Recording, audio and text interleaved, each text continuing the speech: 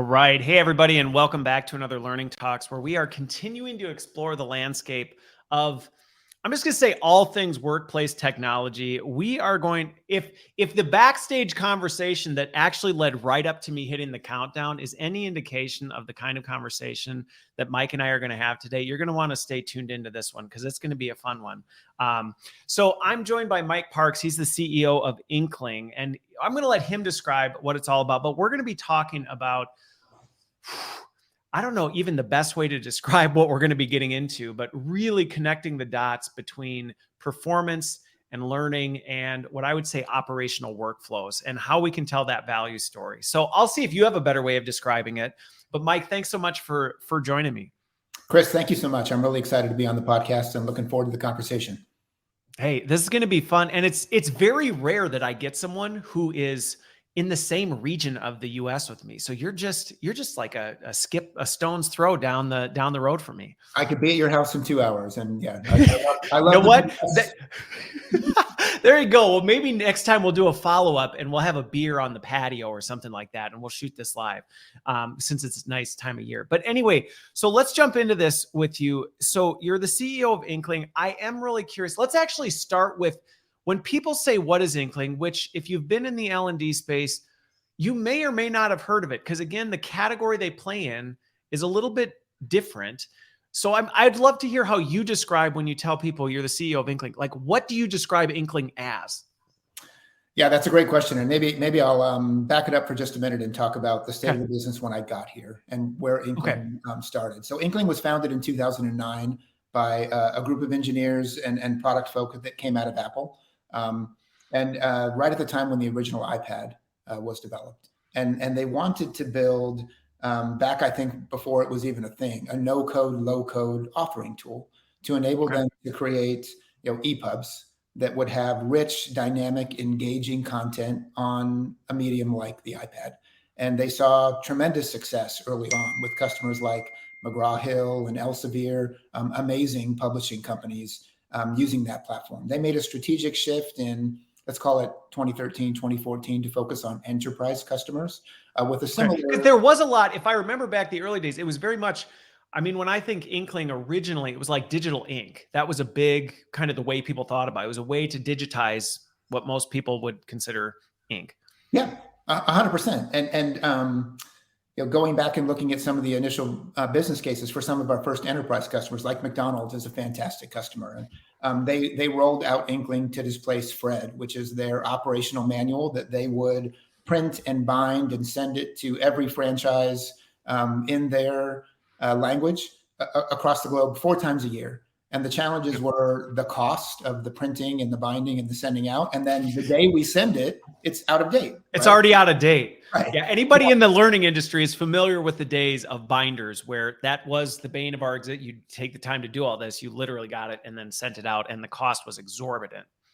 Yeah. So the initial use case for McDonald's was to digitize Fred, right? To create this massive standard operating procedure guidebook for a franchise manager and their staff that was a living, breathing, always up-to-date reference library. And over time, McDonald's has sort of tried to force that ebook into a training tool. And it's in and of itself, right? Habitat plus knowledge, which is our authoring tool plus distribution mechanism. It's a great way to disseminate content and measure engagement. It does not measure like learning efficacy. And so that's a gap for us.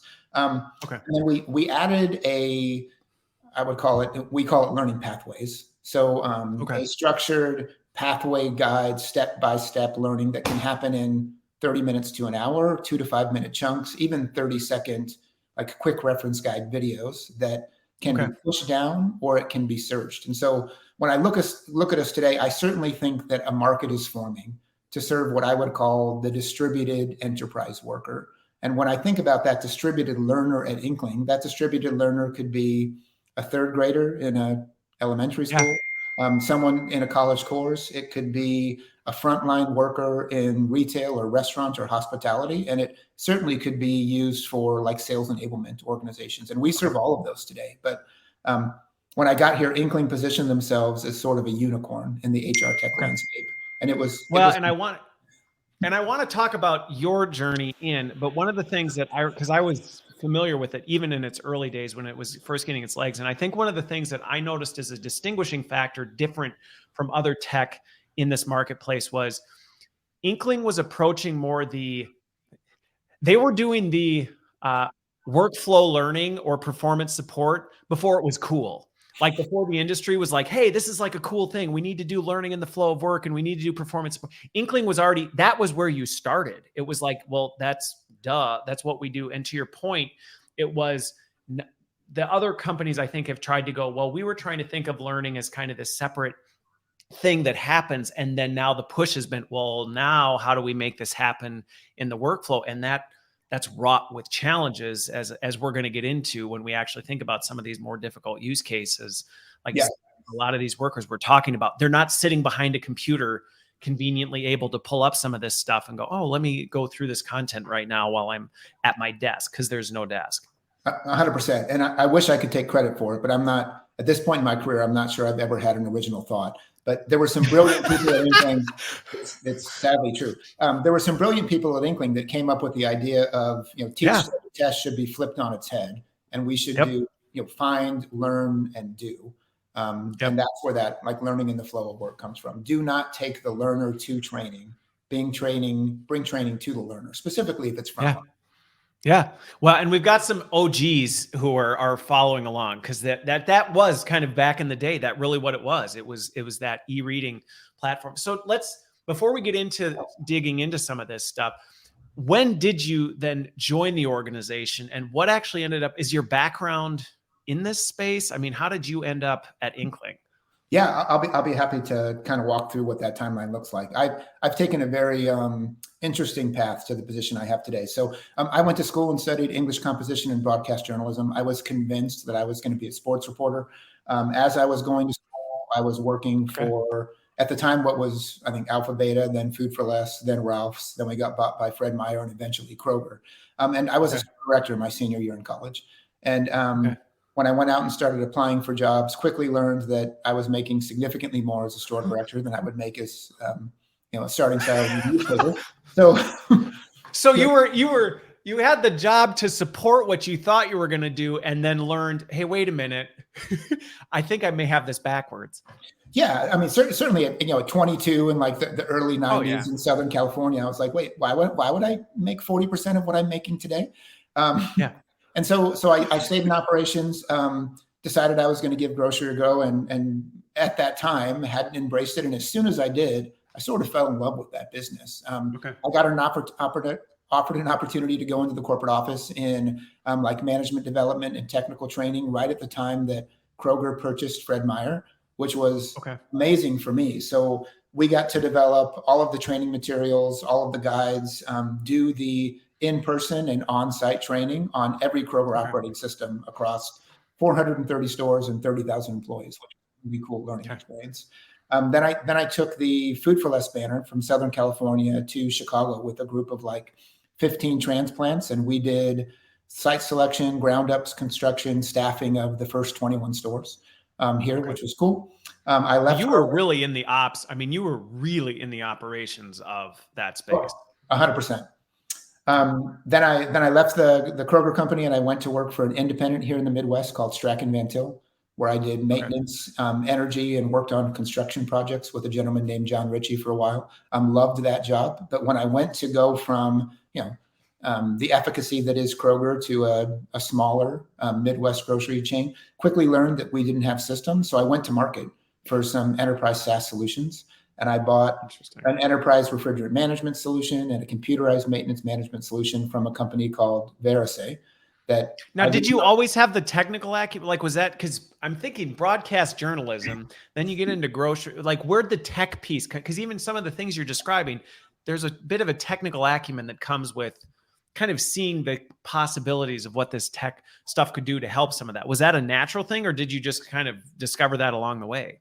Well, I think people have skill sets and abilities, but like most people that really lean into work, you find mentors in organizations that are personally vested in your success. So I can look back and name like Wayne Buck or Jay Cummins or Chris Bauer, throughout my career that leaned in and helped me develop a skill set that I didn't have in myself by kind of challenging me and allowing me to fail fast, if that makes sense.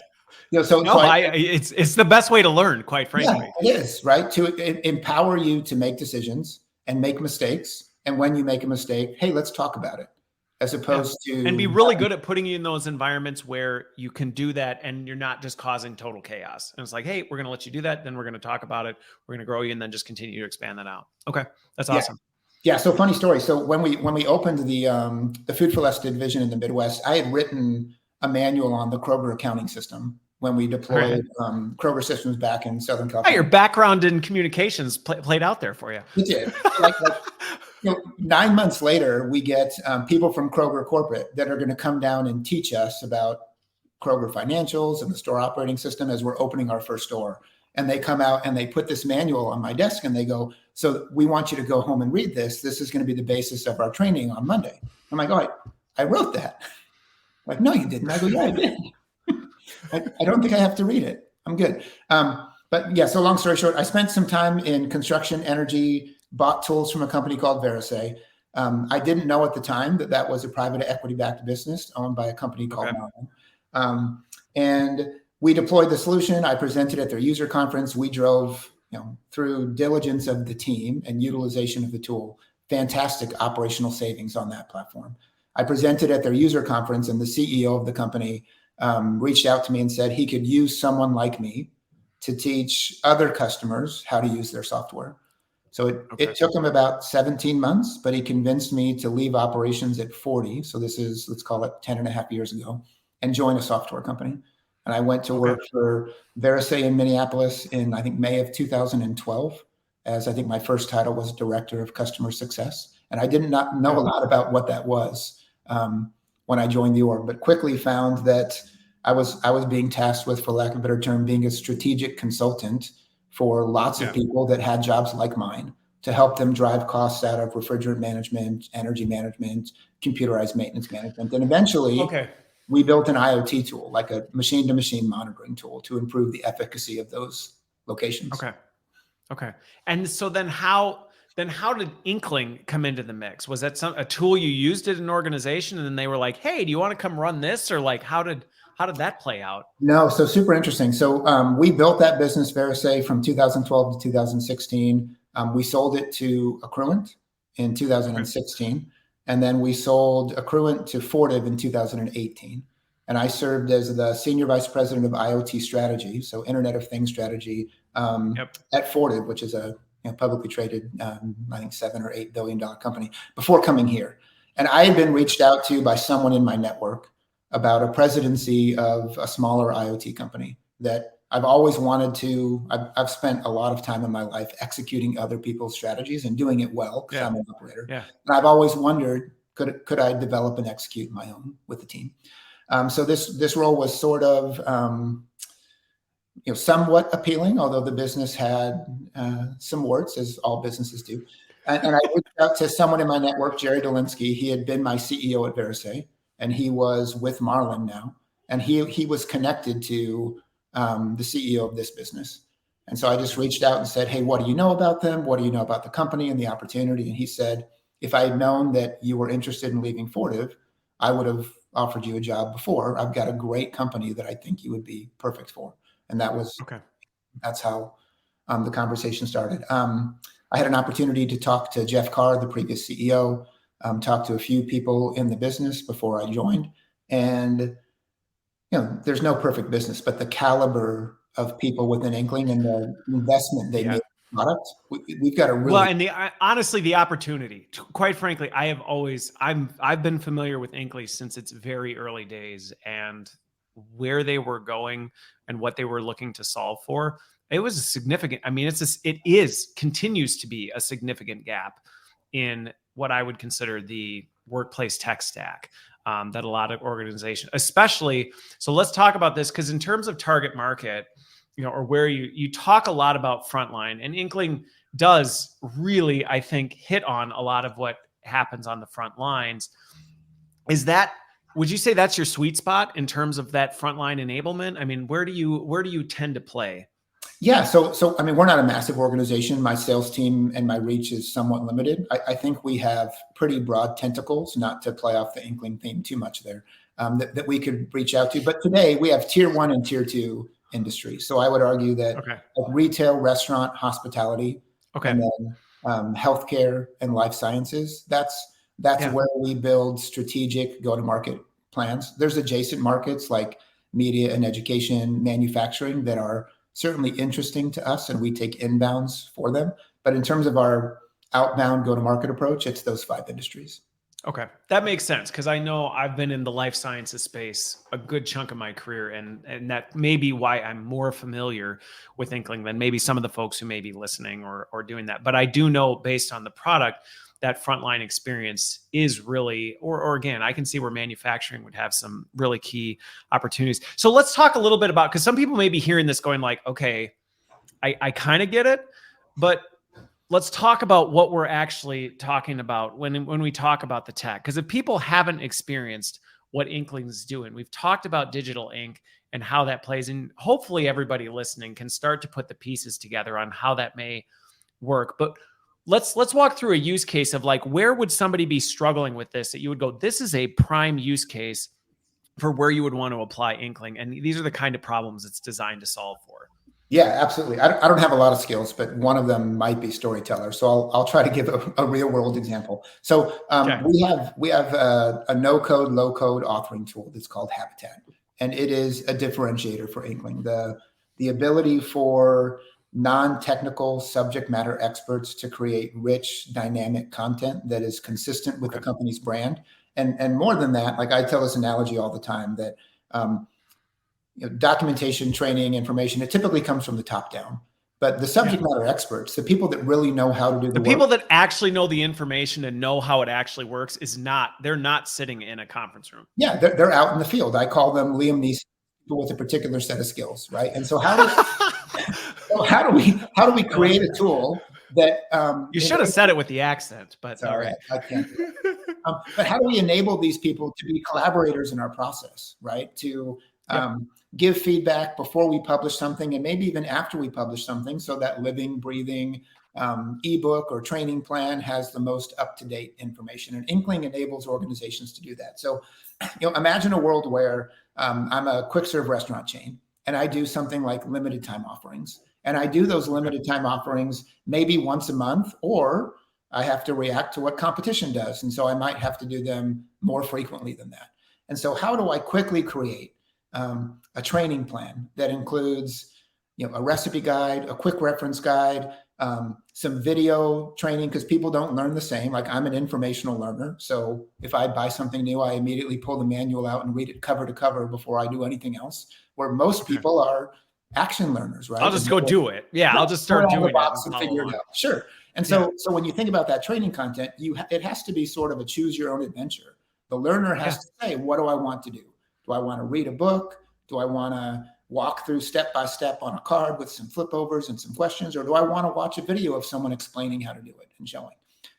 But none of those things, like traditional learning management systems, they have gating, and gating doesn't equal learning. Like, the time spent in a video doesn't mean I understand the salient concepts. And so there's much more of a compliance mindset to, we have to get everybody through the exact same experience. And it doesn't account for the dynamic nature of, first of all, people's preferences, but also the way work happens. I mean, work isn't nice and gated often. Yeah. And I mean, if I'm in an environment like that, so let's pretend that I'm the restaurant manager at franchise 123. I don't have 45 minutes to sit down and dedicate away from my guests and away from my employees to learn how to do this thing. I have to be able to do it in the flow of work in bite-sized chunks, right? And Inkling can enable that. So in this world, I create this training curriculum, and it includes assessments, and maybe it includes some coaching and feedback. So at the conclusion of my training, I'm actually going to make let's pretend it's a pork and potato burrito, because those are delicious. So I'm going to make this pork, potato, and cheese burrito. And then I'm going to go take it to my manager. I'm going to get feedback that A, it looks equal to or greater than brand standards, and B, it tastes delicious. I would want to buy that, right? And so you create this training plan, you push it down across your organization, 1,000+ locations on a Wednesday, and the menu items drop the following Monday. And so you need to have these leading indicators that are, what is the engagement by region, by district, by restaurant of people going through the training materials? What percentage is complete as we go towards launch? What percentage of them have passed the assessment at 80%, 90%, 100%? What coaching and feedback has been done? And then the beauty would be to correlate that data with operational performance data. So when the menu item is that new product moving, things like that. Sure. And so when you think about like solving that problem for the customer, we can provide some of those data ingredients. We can provide the engagement scores, the assessment scores, the coaching and feedback mechanism, but the operational performance data. So in theory, I'm launching this new menu item because I want to sell it. So how many do I sell per restaurant? And then what is the customer satisfaction score when people buy that menu item? And do they come back and buy another one and another one? And so if you could, as a learning and development team, if you could show these leading indicators of, hey, restaurants that have engagement scores over 90% and assessment scores that average 85% or higher across all employees, their sales revenue is 125% better than restaurants that don't. And that's nirvana for an L&D team to be able to. Well, which goes back to some of the challenges I think that sometimes come up where it's like, oh, learning is a difficult thing to measure impact, but it's not if you're doing it as we're describing right here. You're actually tying it to the work and actually embedding it in, which is where I think the embedding of learning or performance enablement I honestly think of the word learning. I sometimes have a hard time using when I think of what Inkling does, more so because I really see it as a performance enabler. And is learning happening along the way? Yes. But I think sometimes when I think of learning, I think of this abstract secondary, we pull you out and you go do a thing, versus really where you're focused. And even just what you described in that use case is it's learning while doing. Learning is working and working is learning. You're just kind of taking this forward and then seeing how it happens. Yeah, I think that's super fair. And you mentioned something that's really important, like starting with the measurement. I think it's so critical that organizations begin with the end in mind, and that is also not a new or novel concept. I think Galileo is credited with saying, like, measure what is measurable and make measurable what is not. So if you have an initiative that includes 0 metrics, it's going to fail. It's doomed for failure. And then if you wait until 2 or 3 years later and say, I want to pull data in and evaluate if it's working or not. I think it's Ronald Coase who said, if you torture the data long enough, it will confess to anything. Right. So if I don't set out. Well, and I think that's one of the problems that we can talk about from the measurement side, that a lot of times this stuff happens. And to your point, we don't define what are we trying to accomplish on the front end. And if you do that, going back to it, where you end up is the thing happened, and now you're looking at this data and trying to backtrack into, well, what do we think that tells us? And just by default, I mean, the quote you used is perfect for it, because that's a lot of times what happens. Well, how do we manipulate this, and what kind of conclusions can we draw that validate what we were hoping? Maybe we can go back and what kind of good story can we tell based on it, versus saying, we said we were going to try and do this. Did that happen? It did or it didn't, and then what do we do about it? Yeah, and oftentimes with this top-down approach, we live in this bubble of, well, if we do it this way, this is how the restaurant or the store or the sales team, this is how they're going to engage with our content.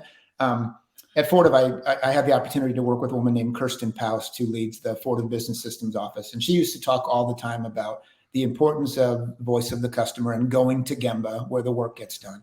And so it doesn't mean like doing a 15 or 30-minute conversation with a customer and asking questions. It means, hey, coming up with a hypothesis and asking the customer, can I go on site with the people that I think I'm going to impact? And so can I test this in the wild, right? And so when I develop this training plan, if I think that I'm going to get 30 minutes of Jimmy the Fry Guy's time to sit and go through a module, I need to go to the restaurant and watch what they're up against. Because with turnover over 100% and busy customers, it's not feasible. No, and I think that's where I have had a number of guests on the show who really I feel like the frontline worker is one of the most underserved, which is unfortunate because they also happen to be the largest percentage of the population in most organizations. And that conversation you just had right there about the importance of recognizing the experience that they're in, a lot of times that's not truly taken into consideration. It's, well, this is how it should happen. And it's like, but that's just not reality. I mean, maybe even in our idealistic state, that's how we'd like it to be. But the demands of what's expected of you on a day-to-day basis, the flow of work, the flow of customers, things like that, you just can't set that aside and go, I just need to put this on pause so I can go do this other thing. It's just not a reality.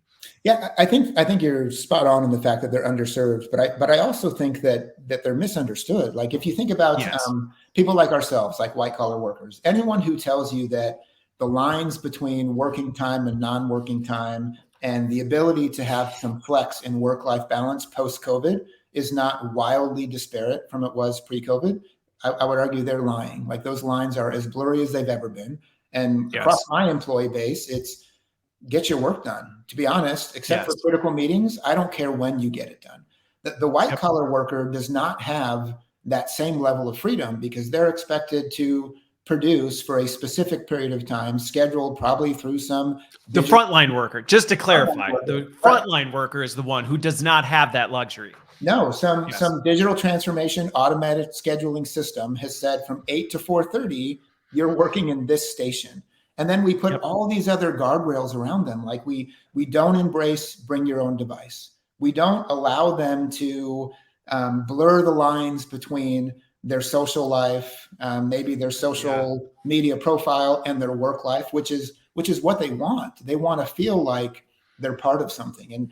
And I think that if we embrace that more, you could create brand advocates for your organization, right? That were So what I was going to say on this one that I think is, I love where you're going on this, because the misunderstanding piece is a really important one. And one of the ways that I've talked about this a lot recently is I hear this when I talk to frontline workers, or I'll talk to senior leaders who say, well, we just can't offer flexibility to frontline workers. And my pushback to that is, have you asked them what that means? Because I think in your head, you have this assumption of what they're asking.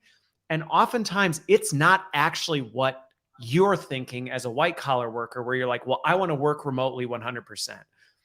Half the time, that's not actually what they're talking about. And some of the things you hit on of, well, I want the ability to flex my schedule as needed, or I want the ability to integrate, or, I want the ability to have things on my phone so I don't have to always, some of these things that we don't even take the time to have the conversation and understand, what does that actually mean to you? What would actually change and improve your quality of work? We just draw these lines and go, well, this is what I think you mean, and therefore we can't accommodate that. And I've seen organizations transform things incredibly for their frontline forces when they take the time to, what you just said, understand where they are and what they're actually talking about. Yeah, I think you're spot on. I mean, we live in a world where it's rightfully so, but wage inflation post-COVID for that frontline worker has become a thing. Like I remember, I was 16 when I started Skaggs Alpha Beta back in 1988 in Southern California. And it was the job that you wanted to have because it paid 50 cents an hour more than minimum wage. It was a union job. And so you immediately started to earn some sort of benefit. Today, I'm going to make $15 to $18 an hour anywhere that I work. And I don't mean to be disparaging, but like shagging carts on January 5th when it's -8 degrees in Chicago is significantly harder work than working at the movie theater and saying, do you want Coke or Sprite? And they pay the same. And so if I don't create a differentiated employee onboarding experience and an ability for employees to grow and have some freedom and flexibility, they're going to vote with their feet. I'm going to lose them. Yeah.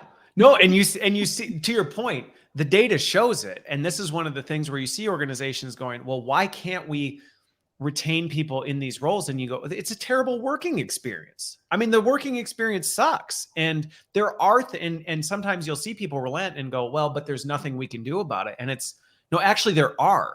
To your point, there are absolutely things you can do to differentiate, because money isn't the only differentiating factor.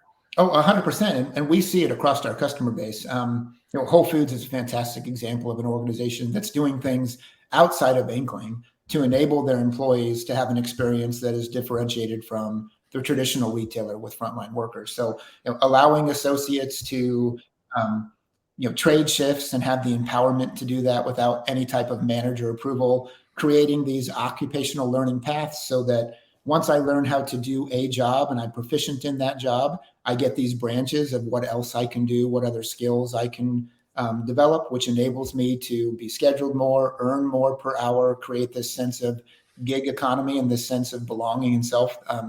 Doug Eichhorn, Courtney Cordova, the team there, they're just doing an amazing job.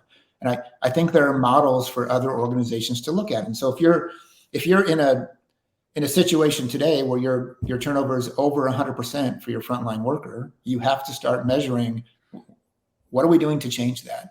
If you're not doing exit interviews with those folk to understand why they're leaving you, because nobody takes a job at an organization and says, I don't want to do a good job and I don't want to be here. We have a customer who shall remain nameless, who told us that 1 out of 10 employees doesn't make it to day 2. Like, there's a critical failure happening somewhere there. That is a massive fail. Yeah. Well, and to your point, I think this is, again, going back to even some of the assumptions, and I battle back with this a lot, is, being willing to have those conversations and actually listen to what it is. What is it that's actually going on with this, and recognizing, what, there are things we can do about it because this is a negative experience and we can change that. And then taking the time to be able to prioritize, where can we make a dramatic impact? And one of the things you hit on that I'm going to transition to with this, that as you were talking about how Inkling is used in the workflow with this does tie to the skilling conversation, because I think that career mobility and where people can go and what they can do with their career is very much tied to the skills. And I think one of the advantages that we have in the frontline space is I won't say it's easier, but there are ways that we can do a better job of seeing where skills are and where they're happening. And even just what you described, the ability to see, hey, who are the people who actually are capable of doing all these things? These people are eligible and capable of moving on to do different things. And they have a lot more latitude to be able to control that than they would in an environment where they don't have access to those things. Yeah, I think that's perfectly true. I mean, everyone, hopefully, in their life has had the experience of working for someone that was personally invested in their success and wanted to put them in a position where they could achieve more. And so organizations should embrace technology that enables them to push that from the top down. If you're not giving your employees opportunities to grow, their skill set to grow, their ability to earn, it's not a question of when they will leave you. It's a question of, if they will leave you. It's a question of when, right? It's when. They will find a path somewhere else. And so progressive organizations are putting those employees in a position where they have clearly defined career paths. And when they meet a gating criteria, doors open to what the next gating criteria potentially can be. And training is often done to prepare folk to do something new or different, but it should also be done to repair. Like if we're marrying performance data to training data, if I start to slip, if I'm exhibiting a skill set that is degrading over time, I should get some helpful hints and tips from my training tool that are push notifications to me that allow me to do better because I want to perform, right? And those tips and tricks, maybe they're not coming from top down. Maybe they're coming from the top performers in the organization, right? Here are some things that I'm doing to deliver results that are equal to or greater than company standard. So let me ask you this, because I think this ties to the skill piece. And I think in many organizations, this is an area that some are further along than others, but I can see how Inkling can play a role in this. Is how work got done in many cases historically there's been a lot of tribal knowledge.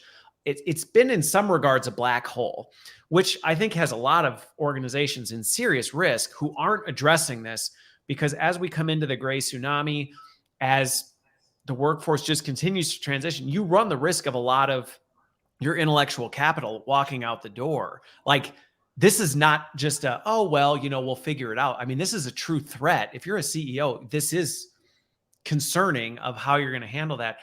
How do organizations, or do you see organizations kind of getting started on that? Because I do see, and I think it's great that where you're going with this is it is enabling those folks, which by the way, I've seen as a great way to differentiate in terms of like, well, okay, being a subject matter expert actually is career mobility. Once you've demonstrated you have this, there's actual promotability things you can do with this. But how do you see organizations making this transition? Because the buzzword in the L&D industry is like user generated content, which can mean a span of things, can mean somebody, making a Facebook reel video to actually like, no, they're actually working with some of this stuff. But that's not always an easy thing to govern or kickstart. So where do organizations typically get started with this?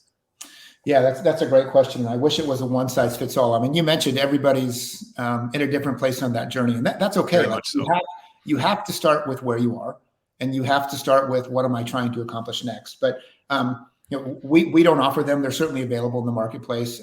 Collaboration tools that allow frontline employees to engage with one another, I think, is a great place to start, to allow that mind share and maybe not corporate governance around what is and what is not shared or permissible.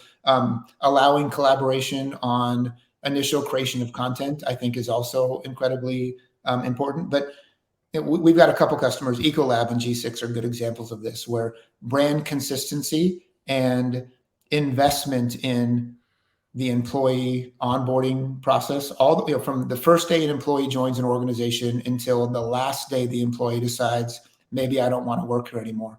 The level of diligence that is put into ensuring that the employee has the tools necessary to be successful and the support of the organization at times of duress, I think that of our customer base, I would put those two, at the top.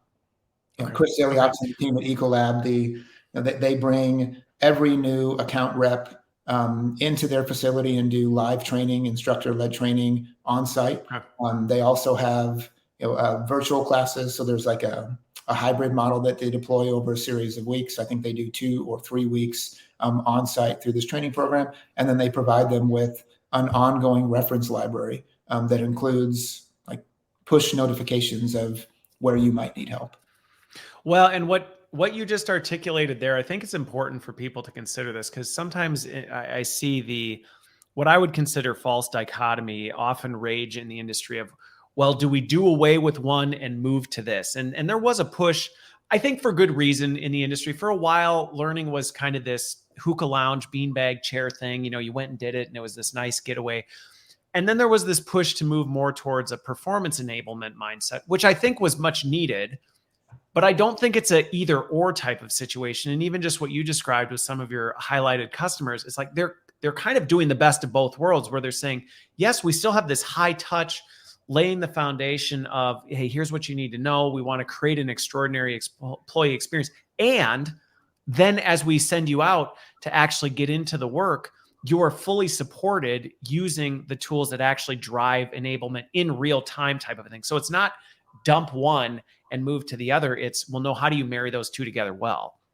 Yeah, I think that's fair. And my operations and finance background is probably going to bear its ugly head here, and I might get a little bit too aggressive. If you play in the HR L&D space today, and you, like most organizations, have a swath of technologies that they leverage. They typically don't just have one tool. So let's pretend you have 1 or 2 authoring tools.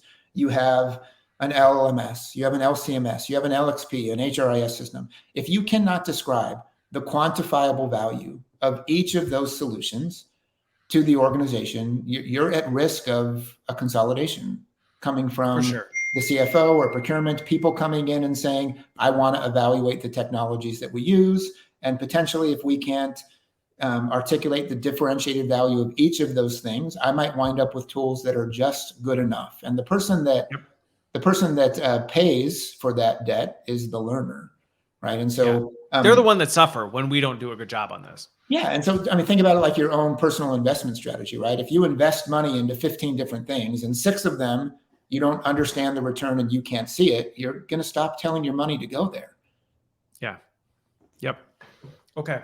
So I'm trying to think, there was a second avenue so let's talk operation. Oh yeah. This is what I was going to ask about, because you talked about some of the consistency that organizations are using with this. Because I think what I do see, and I would love where we go with this, because I think this will tie in the BYOD conversation as well, is there is this line of like hyper governance, and then there's this free for all, just kind of let people do their thing.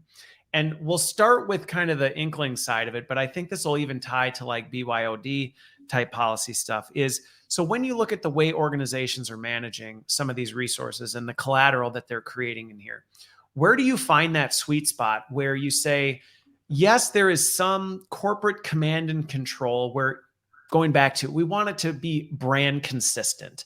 You know, I'm familiar with the McDonald's crew. Rob Lauber and I know each other well. You know, and I know that there are some of these things where it's like, if you're at McDonald's and you run a McDonald's location, there are some things that this is just how it's done. Yep. Again, for brand experience, we don't want people coming to your restaurant and going, you know, chili cheese dogs. Like, what is this? I've never had a McDonald's type of thing. But then there's also knowing like where that line is to go. Yes, you have to have some flexibility to go, well, you know, your market, you know, what's going on here.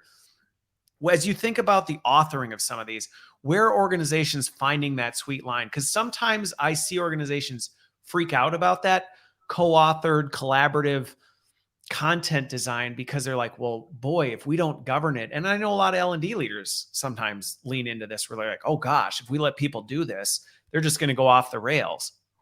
Yeah, I mean, it's certainly a double-edged sword. I mean, I mentioned a little bit the collaborator capabilities that a lot of authoring tools have, right? So if I go out to the field to subject matter experts, to people that are top performers, maybe that I know and trust, and I ask for feedback, there should be a feedback loop that comes back to the author or owner of that document that says, yes, I agree, or yes, I should make that change, or yes, I should add that detail.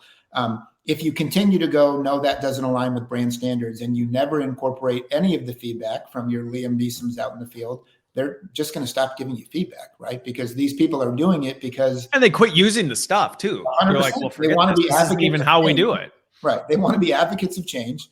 They see that you are not willing to change. And so they go from being, you know, an advocate to potentially even an adversary, where it's like, well, don't read that manual. It's not going to teach you what you need to know. Instead, you need to do it this way. Okay. Yeah, so in that process, and again, I'm just thinking from a learning operations, are most organizations, because this is the other thing that I've seen not work, or present its own challenges. And I know I've got a lot of learning leaders on here, is I see this where sometimes organizations will lean on the subject matter expert and say, now you do it, which a lot of times, going back to the example of the frontline worker, it's almost just piling a burden on them, going, you seriously want me to create all of this stuff on top of my day-to-day?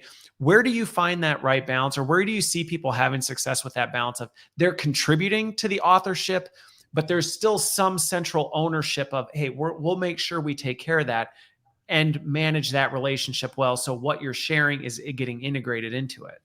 Yeah, I think that's fair. I mean, ultimately, I've got, you know, an instructional designer, an author that's working on content. They should always start with a jumping off point before I go to subject matter experts and say, hey, here's my hypothesis on what I think I will work well. And you touched on an important point too. Like, there are some things that, again, going back to the operator in me, people just need to get in line in March. Like, there are governmental and statutory regulations that I can't get around. Like, you need to clean the restroom once an hour. You need to sweep the floor every 2 hours from a risk compliance standpoint. The regulations on food safety standards, I can't change those. So this product needs to be held below 40 degrees. No one's going to alter that and go, it's okay at 44. So you have to have that level of compliance in check. But, you know, the most efficient way to make menu item A, or potentially even altering of the recipe to get better CSAT scores, that should be open to people to collaborate to. Okay. I mean, ultimately, you're trying to empower people to have a direct impact on the performance and bottom line of the organization, right? And so if I'm, you know, the chef at a restaurant, or if I'm the general manager at a hotel, and you don't put me in a position where I can create a differentiated experience for my guest, or a differentiated experience for my diner that makes them want to come back, because I have to follow a policy that puts me on such governed guide rails that I don't have any leniency to do so. Yeah, I mean, and that's, you know, one of the other ways where I think Inkling is different. A lot of organizations, they focus on personas like the director of L&D or that instructional designer, and we We don't. We have two primary personas. The first is that distributed frontline learner. We are relentless in our pursuit of allowing organizations to create engagement with those folk so they can build lasting relationships and hopefully increase tenure over time. But our secondary persona is our customer's customer, right? How do we make sure that the guest experience at McDonald's or Taco Bell or Whole Foods is equal to or greater than expectations? We want our frontline employees to be able to delight their guests. And so this actually leads me, and again, just one as a CEO, but then also just being in a company that's trying to walk this line. I mean, right now, what's been interesting is watching over the past few years how organizations are going through some serious transformation and feeling some real pressure around this, because this command and control versus autonomy and going, you know what, let's control what we can control. But then we need to kind of let go and trust that people actually know what they're doing and are actually going to deliver a great product. And that really is going back to your very earlier comment. Nobody signs up for a job and goes, you know what I want to do? Come up and be a terrible employee. I just want to do a crap job and all this. People genuinely want to do this. So as you see organizations going through this, how are you seeing organizations influence this to move into a positive direction? Because I think getting that line right almost determines how effective some of this stuff will be out of the gate. If you're an organization that has a very draconian mindset that everything has to be run from here, we can't trust anything to the people on the ground, in many regards, you can be creating more problems than you're solving. Oh, 100%. So if I think about the predominant two generations that make up that frontline distributed learner today, it is the millennials and the Gen Zs. And so to me, everything starts with what you mentioned a little bit earlier, which is meeting them on the device that they use most, that they've had in their hands since they were 3, right? Which is empowering them to have the training, the information, the ability to collaborate on their personal device. And I know there are concerns about security and compensatory time. I'm a firm believer that all of those can be managed really easily. I mean, so think about again, I mentioned Whole Foods before. They're a great customer. They've made an investment in hardware. So they have a significant number of devices available for employees to use while they're in the store. And they're not just leveraged for Inkling. There's a variety of applications that are used at the location. But the challenge with that is that it's a significant capital outlay. Those devices will need to be refreshed, let's pretend, every 3.5 or 4 years. Every statistic tells me that 99.7% of those two generations have a smart device today, and that they will refresh their device 2 years earlier than the company can afford to refresh that. So I'm solving a problem that has already been solved by my employee base, and I don't want to make my because they're carrying the thing around already. So, the questions happen in the flow of work on the sales floor, right? And so if I'm walking down aisle 7 and a customer says, "Hey, can you help me with XYZ?" We live in a world where people aren't offended anymore if you go, "Yeah, let me look that up for you." They're not if you pull out your device. But if you have to say, "Oh, just a minute, let me go to the back room," or "Let me go up front to the binder," you're running the risk of that customer's experience being less than you would expect it to be because the time takes too long. And then there's no guarantee that that employee isn't going to have one or multiple more interruptions as they go get the answer to bring it back to the right. Because I mean, I'm just even thinking myself, if I go to Home Depot or whatever, right, and pick something up at the store and I ask somebody for something, inevitably, if they have to go somewhere, somebody else grabs them and goes, "Can you help me with this?" Somebody else goes, "Hey, I need your quick." And sometimes it can lead to a terrible customer experience where you go, "You know what, forget this." And you just leave. Yeah. And not just a terrible customer experience, a frustrating experience for the employee. So think about everything else in their life, right? I mean, we live in a world where all of the information and disinformation, it's available at our fingertips. I can get it anytime I want. I mean, there's, I love Amazon, but any purchase, no matter how trivial and small, at my door in an hour, right? Like the level of expectation we have, we can't allow that to exist in people's personal lives. And then when they come to work, let them down by giving them you know, a less engaging sense of now experience, right? I mean, you can't debate, like I love sports. I can't debate sports with friends or my boys anymore because let me Google that. Answered in 2 seconds. And again, I think there are some things, and I think this is where I don't like talking generational stereotypes, but as you look at the generations, there are things that you look at that have changed. And even to your point, even expectations, where maybe 10, 15 years ago, it would have been considered rude to be sitting on your phone. If somebody asked you a question, that would be perceived as rude. Now it's one of those like, oh, obviously you're just getting the information you need to help me. So I think there are some changes alongside that. And I think one of the things you hit on, I wrote something about this that I haven't posted about yet, but forcing compliance, in my opinion, is the lowest form of influence. Like it is the lowest form of influence when you're like, I need to get something done. What is the best way to get it done? Well, your last option should be, well, we're just going to make people do it, and then it's going to happen. Versus what you're talking about is embracing and saying, listen, they've already got these devices in their hands, all these things. Yes, let's recognize the risks associated with it, but let's mitigate those risks and treat them like adults instead of, well, I know what we're going to do. We're going to strip you of the things that we know you already have and make your life more inconvenient. And then hopefully you're going to deliver a superior customer experience, which, well, who wouldn't quit and things like that? Yeah, I would even take it a step further. Like, I mentioned, I think in our preamble, we talked about a gentleman out of Stanford. His name is Tony Seba. He's a professor there on disruption. And he talks about the curve of disruption, and he likens it to, like the horse and buggy versus the EV, and focusing on the problem we're solving, right? And so he shows a picture of like Park Avenue in 1908, and it's a bunch of horse and buggies and one steam-powered car. And he says, if you went and did voice of the customer work with these people, and you said, what do you need? What would they say? And he hypothesized that they would say things like, I need cheaper hay, or a bigger, more comfortable buggy, or a faster, younger horse. Nobody said internal combustion engine, right? Yep. They wouldn't have come up with that. But Henry Ford developed the Model T in 1906. 1908, it was released. By 1913, it completely revitalized the manufacturing industry. And by 1920, if you weren't a cowboy, you didn't have a horse or a buggy. You drove a car, because the problems to solve were, how do I get somewhere further, faster, cheaper, right? And the problems we have to solve are empowering employees at their time of need with the information that is critical to solve their problems. And so, like, if I told you today that I was going to be an encyclopedia salesperson, and I was going to go door to door and sell these encyclopedias that have, quote unquote, all of the information on all of these topics that is immediately up to date, you tell me I was insane. Yet organizations continue to be binder-based, paper-based,